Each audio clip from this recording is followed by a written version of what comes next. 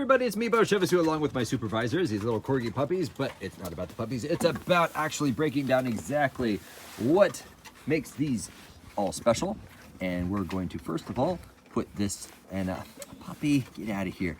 We're gonna put this back together by pushing this button down like so. Actually, you can close this completely like this.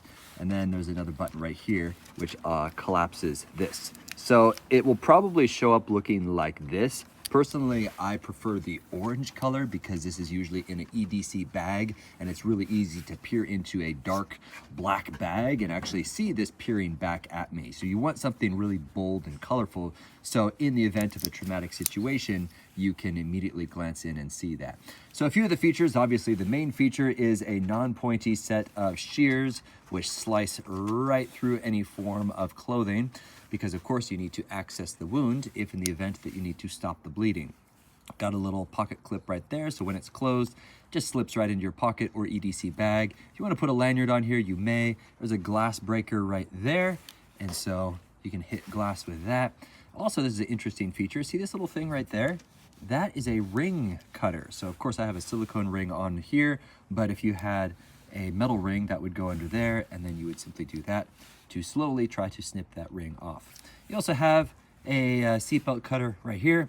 This little piece right here, that's actually designed for an oxygen tank.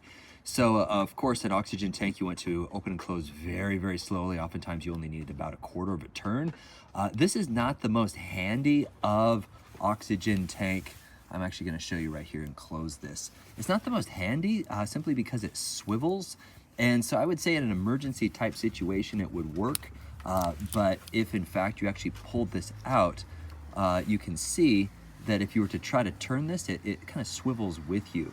So if you were to put this on, you can eventually get it, but it's not the handiest. So I wouldn't use this on a daily occurrence, but it certainly would work in a pinch. So there you go. There's the full tour of these trauma shears.